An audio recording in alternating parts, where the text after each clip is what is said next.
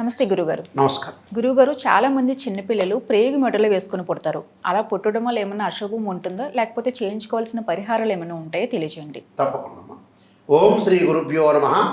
వాగర్ధాయ సంప్రోక్తో వాగర్ధ ప్రతిపత్తే జగతో పితరౌ వందే పార్వతీ పరమేశ్వరో వ్యాసాయ విష్ణురూపాయ వ్యాసరూపాయ విష్ణవే నమో వై బ్రహ్మనిధే వాసిష్ఠాయ నమో నమః. గురు బ్రహ్మ గురు విష్ణు గురుదేవో మహేశ్వర గురు సాక్షాత్ పరబ్రహ్మ తస్మై శ్రీ గురవే నమః.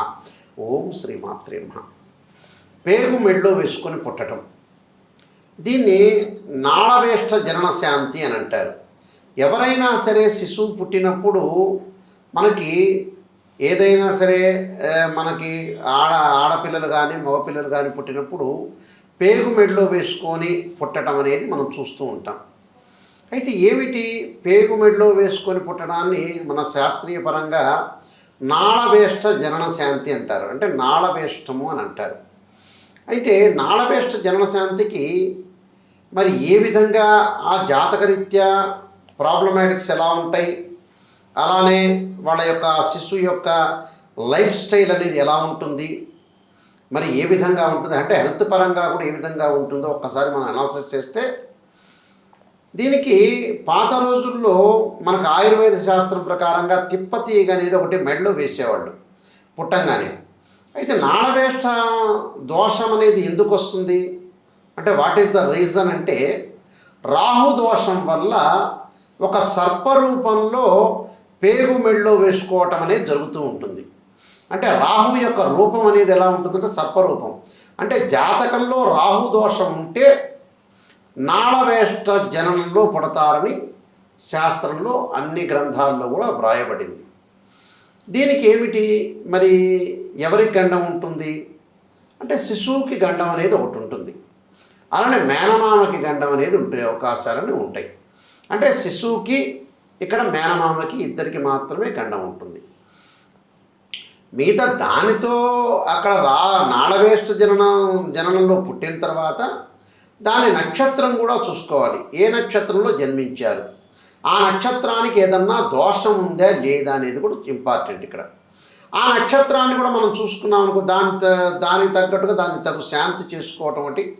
అలానే నాళవేష్ట జననంలో పుట్టిన ఏదైతే మరి ఎవరైతే శిశువు పుట్టారో ఆ శిశువు కూడా నాళవేష్ట జనన శాంతి చేయటం అనేది చాలా ఇంపార్టెంట్. ఇందులో కొంతమంది అడుగుతుంటారు కొన్ని క్వశ్చన్లు, మేనమామ ఉండకపోతే ఏమిటి, మరి మేనమామకు దోషం ఉంది కదా, మరి ఆ మేనమామ లేరండి గురువుగారండి మరి దోషం ఉంటుందని అంటే, మేనమామ లేకపోతే మేనమామకి దోషం అనేది ఉండదు, కానీ బట్ శిశువుకు దోషం అనేది ఉంటుంది.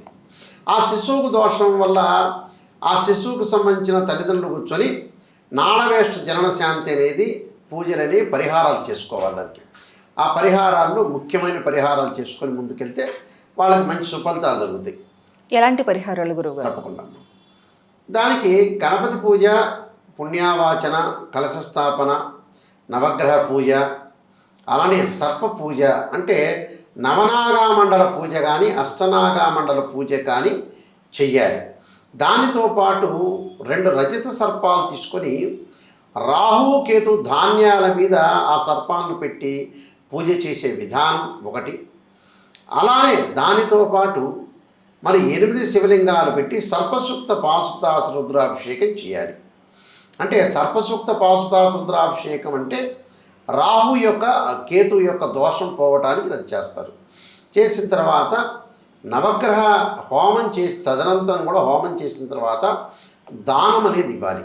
అంటే ఏ విధానం ఇవ్వాలి, జాతకంలో మిగతా దోషాలు ఏదైతే ఉంటాయో దానికి సంబంధించిన దోషాలు, అలా నాళవేష్ట జనన శాంతిలో పుట్టిన వ్యక్తులకి రాహుకేతువులు సర్పాలు దానం చేయాలి. అంటే సర్పదానం చేయాలి. అలానే రాహువుకు ప్రీతికరమైన మినువులు, కేతువుకు ప్రీతికరమైన ఉలవలు దానం చేయాలి. ఆ దానం చేయటం వల్ల చాలా మంచి జరిగే అవకాశం ఉంటుంది. ఎందుకంటే నాళవేష్ట పేగు మెళ్ళలో వేసుకొని పుట్టడం అనేది శిశువుకి దోషమే, మేనమామకి దోషమే. చాలామంది కూడా గురువుగారండి ఎన్ని సంవత్సరాలు ఈ దోషం ఉంటుందంటారు, మేము చేయలేకపోతున్నాం, కానీ మస్ట్గా చెయ్యాలి. ఇది మన హెల్త్ కంటే కూడా ఇంపార్టెంట్ ఇది కదా ప్రపంచంలో. అందువల్ల ఆ అబ్బాయికి శిశువుకి గండ దోషాలు కానీ హెల్త్ పరంగా ఉండే దోషాలు వస్తుంటాయి. ఈ దోషాల్లో ముఖ్యంగా ఏడవటము, అలానే మిగతా ఏదైతే హెల్త్ సంబంధించిన విషయాలు పిల్లలకి ఎక్కువగా వచ్చే అవకాశం ఉంటుంది. జ్వరం రావచ్చు, ఎక్కువగా ఏడవటం, భయపడటం, ఆరోగ్యపరంగా హెల్త్ పరంగా ఉండేది ఏదైతే ఉంటుందో ఆ ఇష్యూస్ అన్నీ ఎక్కువ వస్తుంటాయి. కొంతమందికి స్కానింగ్ రిపోర్ట్లో కూడా అందని కూడా వచ్చే అవకాశాలు ఉంటాయి శిశువుకి. అందువల్ల మన జాగ్రత్తలో ఎప్పుడు కూడా జీవితంలో జాగ్రత్త అనేది ఉండాలి. ఎందుకంటే అమ్మా, నిజం అనేది నిప్పు లాంటిది. మనం చేయాల్సినవి జీవితంలో ఖర్చు పెడుతూనే ఉంటారు ధనం, కానీ చేయాల్సిన విధానం ఏమిటి అనే దాని మీద తప్పకుండా కాన్సన్ట్రేషన్ చేయాలి. ఆ నాళవేష్ట జన్మశాంతిలో పుడితే పిల్ల, ఇప్పుడు ఏదైనా కూడా తల్లిదండ్రులు సంపాదించేది పిల్లల గురించే. బట్ పిల్లగాడు బాగుండాలి, అమ్మాయి బాగుండాలి, అబ్బాయి బాగుండాలి. బాగుండాలంటే ఏంటంటే వాళ్ళ ఆరోగ్య రీత్యా హెల్త్ రీత్యా కూడా ప్రాబ్లం లేకుండా ఉండాలి.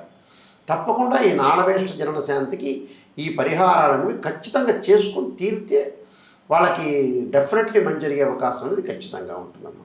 ఓకే, థ్యాంక్ యూ గురుగారు. సర్వే జనా సుఖినో భవంతు.